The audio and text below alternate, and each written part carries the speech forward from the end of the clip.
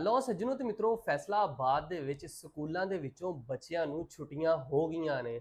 ਜਨਾਬ ਜਿਸ ਤਰ੍ਹਾਂ ਕਿ ਕੱਲ ਇੱਕ ਨੋਟੀਫਿਕੇਸ਼ਨ ਜਾਰੀ ਹੋਇਆ ਸੀ ਜਿਹਦੇ ਵਿੱਚ ਜਨਾਬ ਕਿਹਾ ਗਿਆ ਸੀਗਾ ਕਿ 10 ਮਈ ਤੱਕ ਬੱਚਿਆਂ ਦਾ ਸਕੂਲ ਬੰਦ ਰਹੇਗਾ, ਲੇਕਿਨ ਉਹ ਨੋਟੀਫਿਕੇਸ਼ਨ ਫੇਕ ਸੀਗਾ। ਉਹਦੀ ਵਜ੍ਹਾ ਤੋਂ ਬਾਅਦ ਜਨਾਬ ਅੱਜ ਫਿਰ ਮੁਲਕ ਦੇ ਹਾਲਾਤ ਨੂੰ ਵੇਖਦਿਆਂ ਹੋਇਆਂ ਪੰਜਾਬ ਹਕੂਮਤ ਨੇ ਫੈਸਲਾ ਕੀਤਾ ਗਿਆ ਹੈ ਕਿ ਜਨਾਬ 11 ਮਈ ਤੱਕ ਸਕੂਲ ਬੰਦ ਰਹਿਣਗੇ।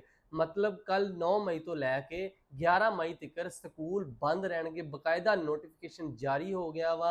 फेसबुक ते लगा है कि जनाब जेडे इन्हां दे वजीर है राणा सिकंदरी हयात ने उन्हें बकायदा अपनी फेसबुक ते पोस्ट लाई हुई है जिहदे विच उन्हें कहा होया कि जनाब स्कूल 11 मई नूं स्कूल कॉलेज यूनिवर्सिटियां सारा कुछ बंद होणगियां, 11 मई नूं दोबारा तो ओपन होणगियां। ते बच्चों दी फिर मौजां लग गईयां। जिस तरह मैं कल दस्सिया सी बच्चों दी मौजां लग गईयां, छुट्टियां हो गईयां वा ते हुण बच्चे मौज मस्ती करनगे 4-5 दिन वास्ते ते घर वालियां नूं तंग करनगे।